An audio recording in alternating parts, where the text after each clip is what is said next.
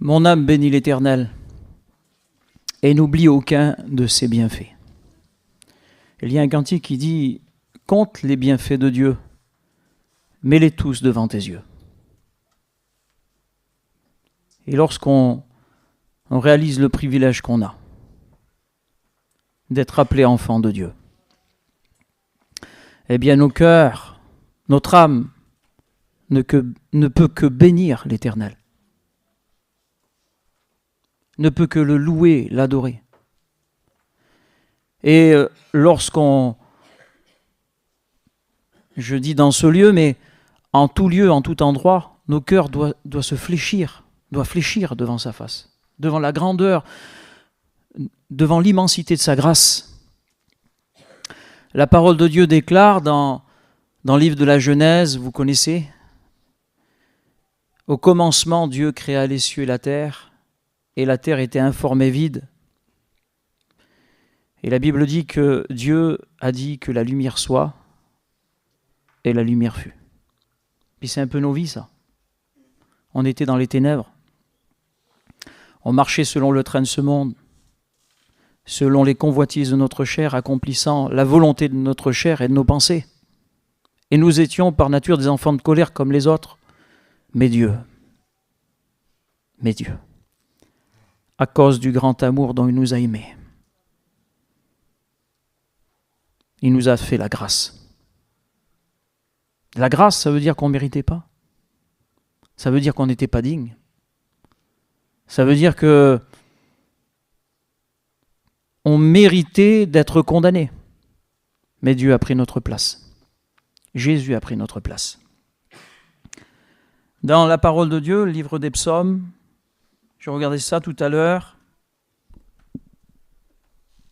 chapitre 4 et verset 7. Vous le connaissez, je lis pour vous. Plusieurs disent « Qui nous fera voir le bonheur ?» Et la réponse, elle est simple. « Fais lever sur nous la lumière de ta face, ô Éternel. » Les Proverbes au chapitre 4 et verset 18. Le sentier des justes est comme la lumière resplendissante, dont l'éclat va croissant jusqu'au milieu du jour. Je relis. Le sentier du juste, le sentier des justes est comme la lumière resplendissante, dont l'éclat va croissant jusqu'au milieu du jour. Écoutez, j'aimerais vous poser une question. Est-ce qu'on a besoin d'être éclairé? Alors je vais dire oui, amen. Et pourtant, Jésus va dire à ses disciples, vous êtes la lumière du monde. Ça veut dire qu'on a été éclairé. Ça veut dire que Dieu a éclairé nos ténèbres. Et il a fait de nous des enfants de lumière. Et nous ne marchons plus dans les ténèbres parce que nous avons été éclairés. Et on marche en nouveauté de vie avec le Christ. Mais le texte dit, Proverbe 4, 18, le sentier des justes est comme la lumière resplendissante dont l'éclat va croissant jusqu'au milieu du jour. Ça veut dire qu'il y a une progression dans cette lumière-là. Et le but final, c'est d'être jusqu'au milieu du jour. Gloire à Dieu. Merci Seigneur. J'aimerais qu'on aille maintenant dans les proverbes, dans les actes des apôtres, Actes des apôtres, chapitre 9 et verset 1er. Pour ceux qui ont la parole de Dieu.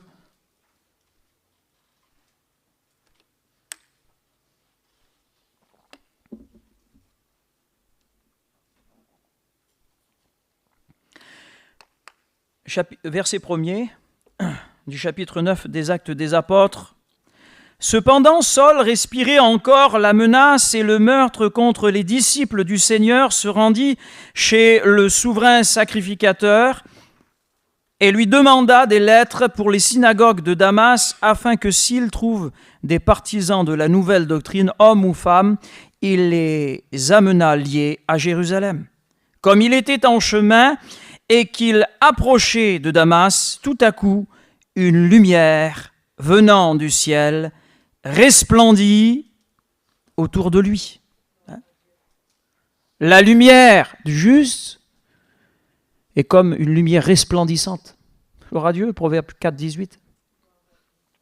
Et là, cette lumière, la Bible dit qu'elle va resplendir autour de Saul, qui est devenu plus tard l'apôtre Paul. Il était en chemin, il approchait de Damas et tout à coup, une lumière venant du ciel resplendit tout autour de lui. Il tomba par terre et il entendit une voix qui lui disait « Saul, Saul, pourquoi me persécutes-tu » Il répondit « Qui es-tu, Seigneur ?» Et le Seigneur lui dit « Je suis Jésus-Christ que tu persécutes. Il te sera dur de régimber contre les aiguillons. » Jésus était en train de lui dire « Il te sera dur de résister.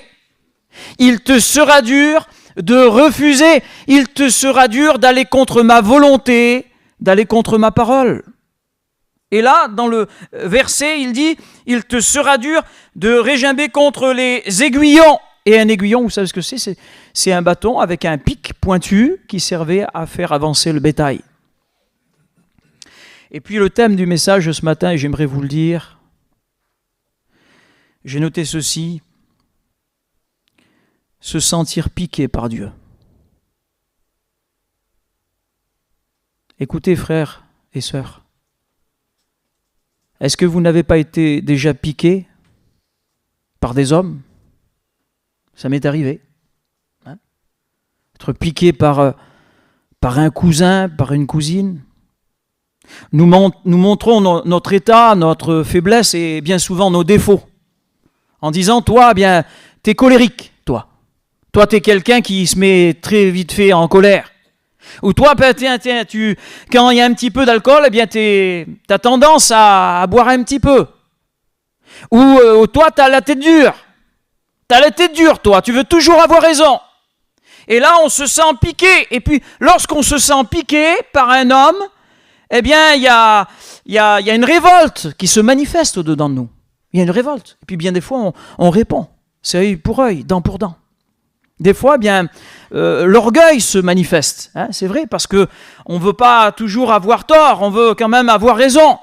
On veut pas, on se sent bien visé, pointé, piqué. On se sent pointé du doigt. Et il y a une révolte qui se manifeste, eh bien, en nous. Et ça, c'est notre chair. Mais écoutez, lorsqu'on rentre en nous-mêmes,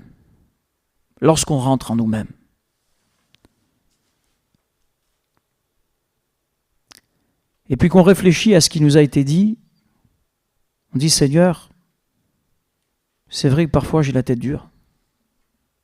Ça vous est jamais arrivé, ça ? De dire, Seigneur, je me suis mis en colère contre le frère ou contre la sœur, là, ou contre le cousin, la cousine, mon père, ma mère. Mais quand on rentre en nous-mêmes, on dit, Seigneur, c'est vrai. Écoutez, savez-vous que Dieu change le mal en bien ? Dieu est celui qui change le mal en bien. Lorsque vous connaissez l'histoire de Joseph, il a été maltraité, jeté dans un puits, il a été vendu par ses frères. Et lorsqu'il se dévoile devant ses frères ils vont être affligés, ils vont être repentants devant lui, craignant la mort. Ben Joseph va dire ces paroles, ne vous en voulez pas de m'avoir vendu. Parce que Dieu a changé le mal en bien. Oh, lorsqu'il a été vendu, lorsqu'il a été jeté dans un puits, lorsqu'il a été menacé de mort, lorsqu'il lui est arrivé toutes ces choses, lorsqu'il y a eu cette méchanceté qui s'est manifestée sur lui, écoutez, lorsque la méchanceté se manifeste, lorsque nous-mêmes nous sommes méchants, ça ne vient pas de Dieu. Puisque la Bible dit, soyez bons les uns envers les autres. Mais à travers toute cette méchanceté qui s'est manifestée, écoutez, c'est ce qui s'est passé à la croix. Les hommes n'ont pas été tendres avec Jésus. Ils l'ont frappé. Excusez-moi des mots, mais c'est la Bible qui le dit, ils lui ont craché au visage. Ils se sont moqués de lui, ils ont même dit qu'il avait un démon. Est-ce que toute cette méchanceté venait de Dieu? Non. Mais Dieu est celui qui change le mal en bien. Parce que, écoutez-moi, j'aimerais vous dire quelque chose. L'ennemi de notre âme, il a la défaite. En fin de compte, l'ennemi de notre âme, eh bien le Seigneur Dieu le met sous nos pieds. Le livre des Proverbes au chapitre 23, verset 32, il est dit « Il finit par mordre comme un serpent et par piquer comme un basilic. » Et lorsqu'on lit le contexte, il parle de l'alcool. Il dit « Ne regarde pas le vin qui paraît d'un beau rouge et qui fait des perles dans la coupe et qui coule aisément. Il finit par mordre comme un serpent et par piquer comme un basilic. » Apocalypse au chapitre 9 et verset 5. Il leur fut donné non de les tuer, mais de les tourmenter pendant 5 mois, et le tourment qu'elles causaient était comme le tourment que cause le scorpion quand il pique l'homme. Quand il pique l'homme. Le livre des Lévitiques au chapitre 11 et verset 43. Ne rendez point vos personnes abominables par tous ces reptiles qui rampent. Ne vous rendez point impurs par eux et ne vous souillez point par eux, car je suis l'Éternel votre Dieu qui vous sanctifierai, et vous vous sanctifierez, et vous serez saints car je suis saint, et vous ne vous rendrez point impurs par tous ces reptiles qui rampent, car je suis l'Éternel qui vous ai fait sortir du pays d'Égypte pour être votre Dieu. Gloire à Dieu. Il est notre Dieu. Et l'évangile de Jean, je prends plusieurs textes parce que, écoutez, c'est la parole de Dieu qui nous parle. C'est elle qui nous éclaire. C'est d'elle qu'on a besoin. C'est elle qui est inspirée. La parole de Dieu est écrite par des hommes et inspirée du Saint-Esprit. Et il est dit là, dans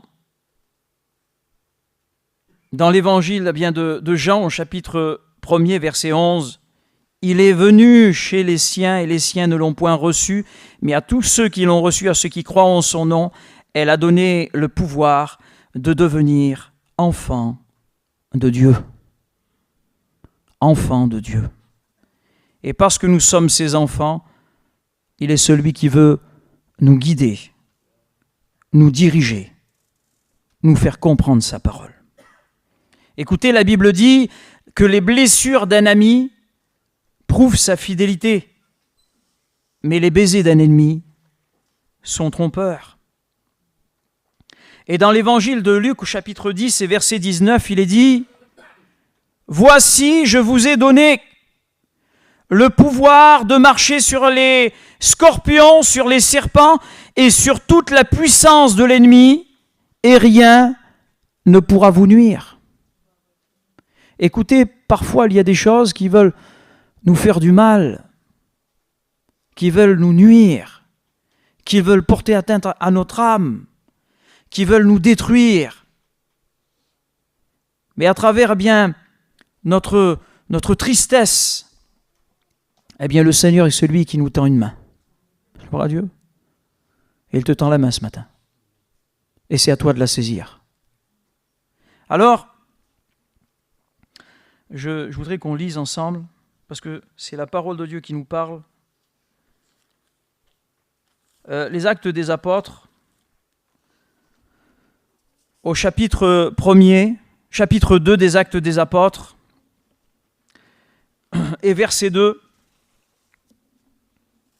Et j'aimerais qu'on lise ce chapitre et qu'on aille jusqu'au verset 37, pour ceux qui ont la parole du Seigneur.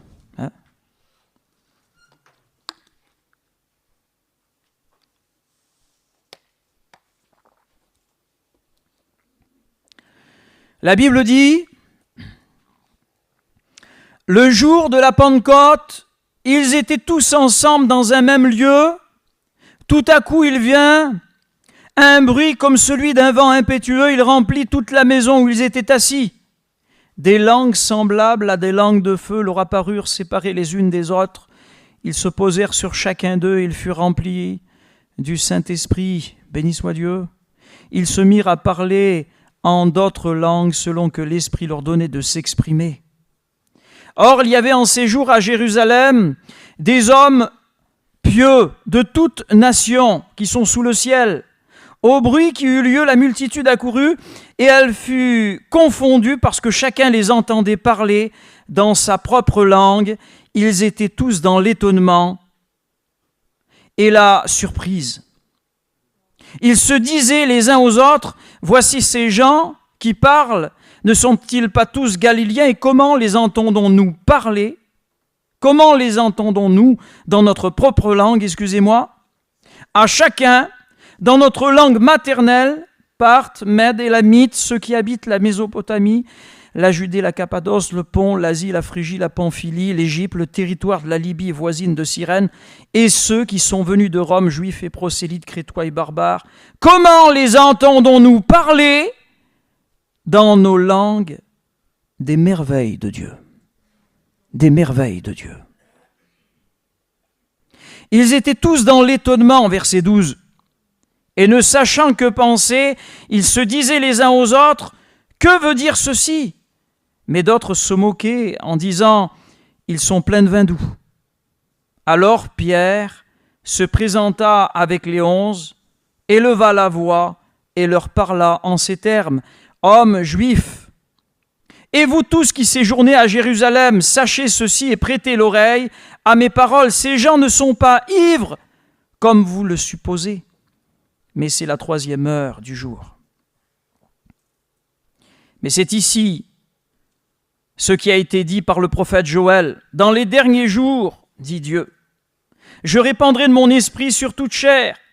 Vos fils et vos filles prophétiseront, vos jeunes gens auront des visions et vos vieillards auront des songes. Oui, sur mes serviteurs et sur mes servantes, dans ces jours-là, je répandrai de mon esprit. On a besoin du Saint-Esprit, frères et sœurs. C'est le psaume 133 qui dit ces paroles, je crois, qu'il est bon, qu'il est doux pour des frères de demeurer ensemble. C'est là que l'Éternel envoie sa bénédiction.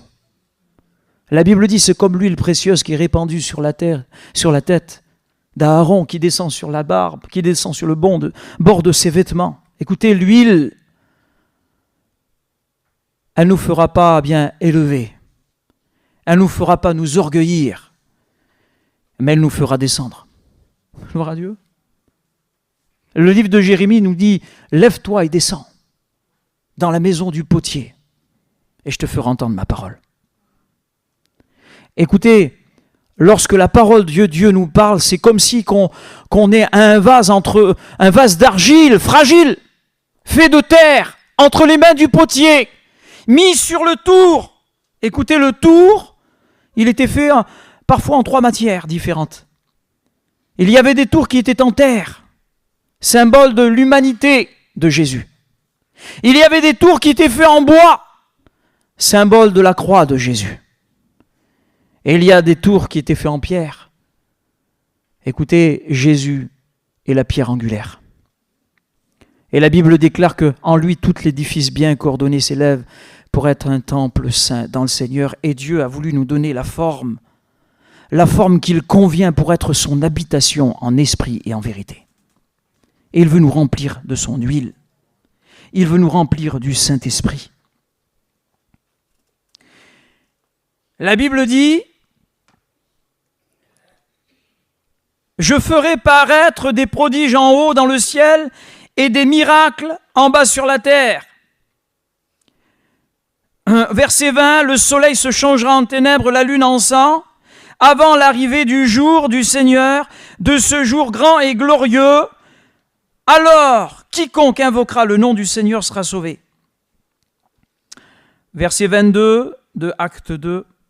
Homme israélite, écoutez ces paroles. Jésus de Nazareth, cet homme à qui Dieu a rendu témoignage devant vous par les miracles, les prodiges et les signes qu'il a opérés au milieu de vous. Comme vous le savez vous-même, cet homme, livré selon le dessein, arrêté selon la prescience de Dieu, vous l'avez crucifié. Vous l'avez fait mourir par la main des impies. Dieu l'a ressuscité en le délivrant des liens de la mort, parce qu'il n'était pas possible qu'il fût retenu par elle. Il est ressuscité. Nous voulons le célébrer ce matin. Nous voulons l'adorer ce matin, le glorifier. Car David dit de lui, « Je voyais constamment le Seigneur devant moi parce qu'il était à ma droite, afin que je ne sois point écroulé. Aussi mon cœur est dans la joie et ma langue dans l'allégresse et même ma chair reposera avec espérance, car tu n'abandonneras pas mon âme dans le séjour des morts. Tu ne permettras pas que ton sein voie la corruption. » Verset 28. Tu m'as fait connaître le sentier de la vie. Tu me rempliras de joie par ta présence. Écoutez, je continue la lecture parce que c'est important.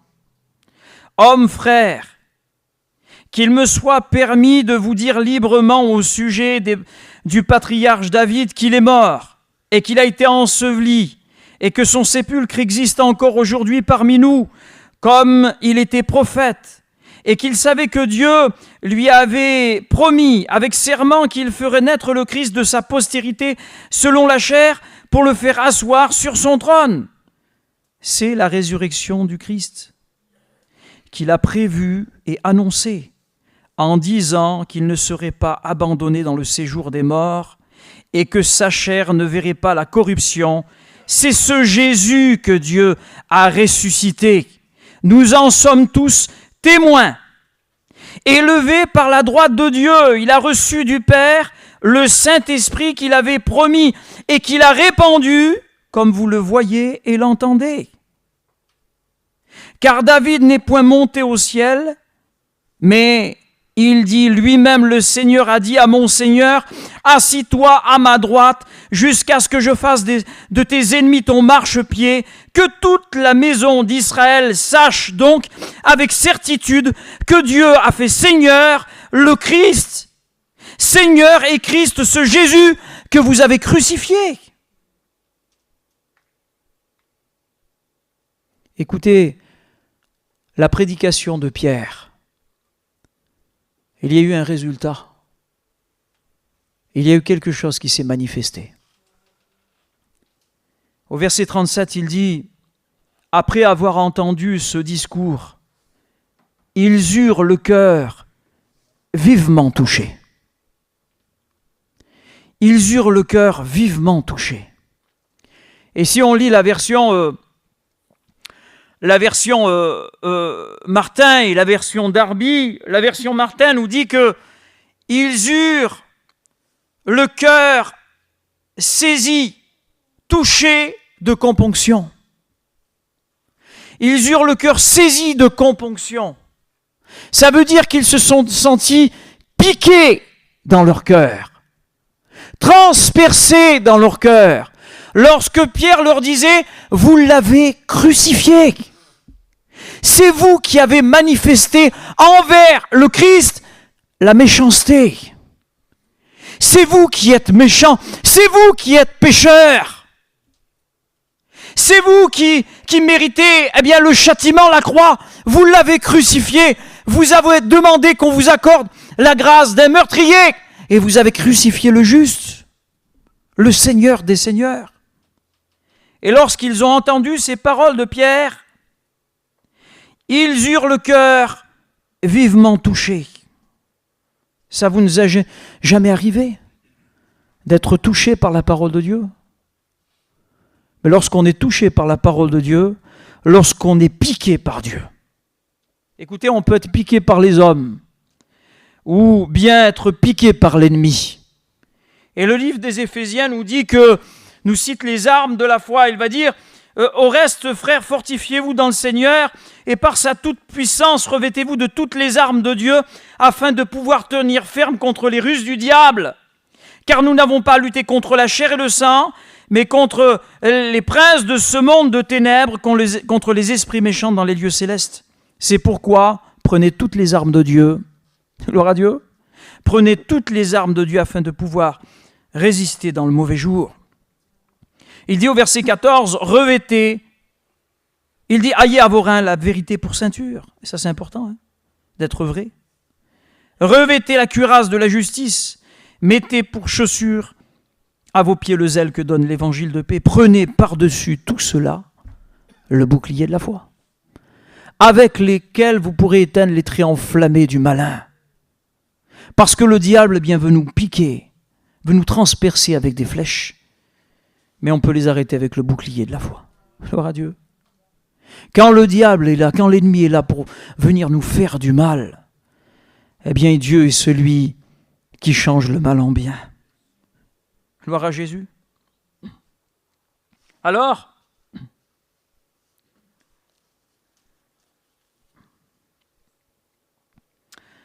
ils eurent le cœur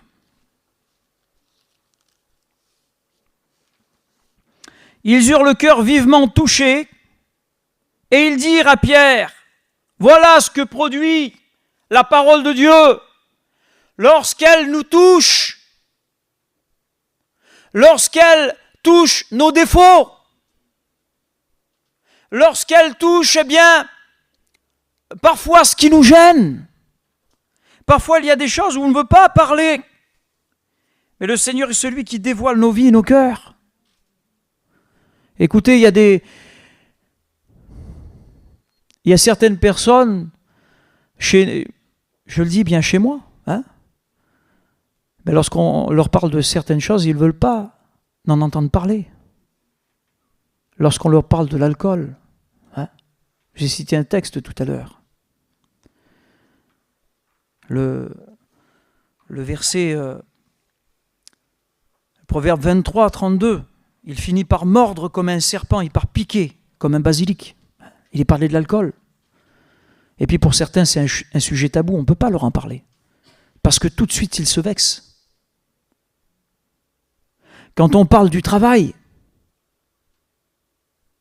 de la fraude dans nos affaires, on ne peut pas, c'est des sujets tabous, on ne peut pas leur en parler. C'est comme quelque chose qui les pique. Puis ils se révoltent tout de suite. Mais écoutez, lorsque c'est Dieu qui nous le dit, lorsque c'est Dieu qui nous le dit, lorsque c'est Dieu qui nous dit, eh bien, arrêtons d'être têtus. Laissons la parole de Dieu pénétrer dans nos cœurs. Laissons l'huile du Saint-Esprit agir dans nos vies. Laissons-le nettoyer nos vies. Gloire à Dieu. Écoutez, même, lorsqu'ils ont écouté cette parole, la Bible dit qu'ils eurent le cœur vivement touché, ils ont eu le cœur transpercé, et ils dirent à Pierre, voilà ce qu'elle provoque. Voilà ce que, lorsque Dieu nous pique, lorsque Dieu transperce nos cœurs, qu'il met le doigt sur la plaie, voilà ce que Dieu provoque. Eh bien, la Bible dit qu'ils dirent à Pierre et aux autres apôtres, hommes, frères, que ferons-nous? Que ferons-nous? Elle provoque la repentance. Gloire à Jésus.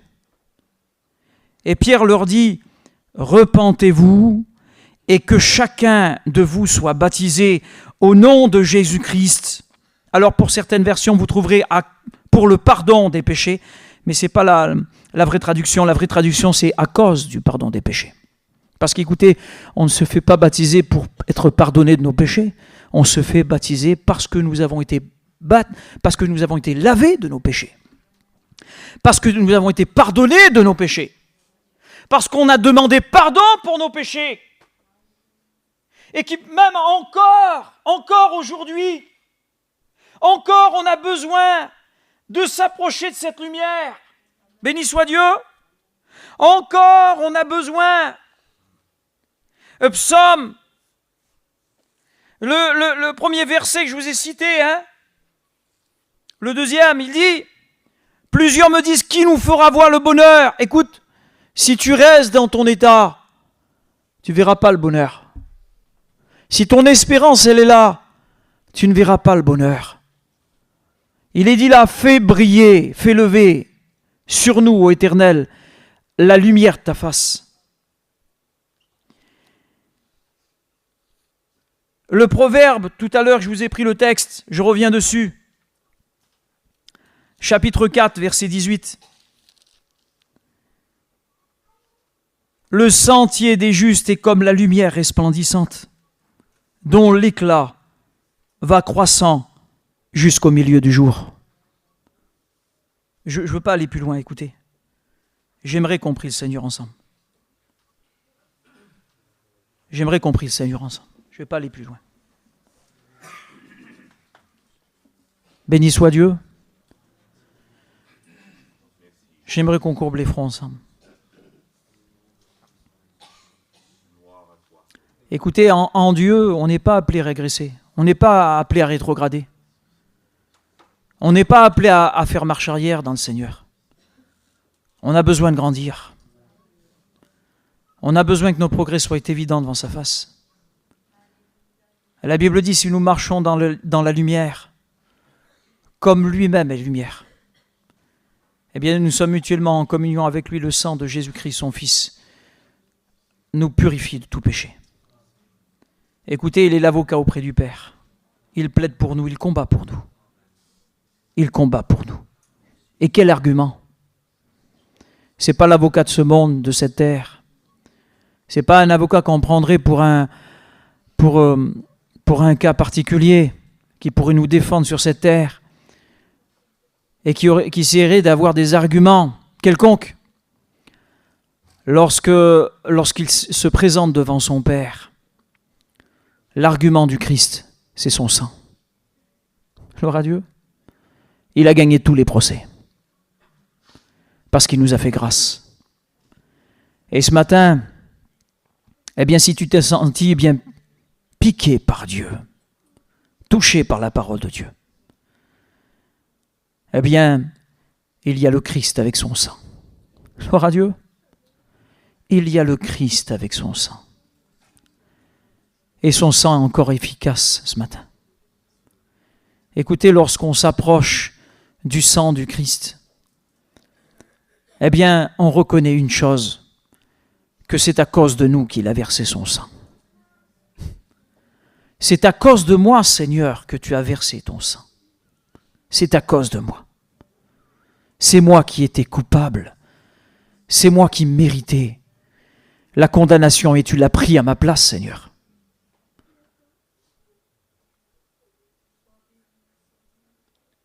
Je crois qu'on a besoin de s'humilier devant sa face. Reconnaître notre état. Dire, Seigneur, j'ai besoin. J'ai besoin de marcher en toi. Merci pour ta parole qui me touche, Seigneur. Merci pour ta parole qui transperce mon cœur. Merci pour ta parole, Seigneur, qui révèle mon état.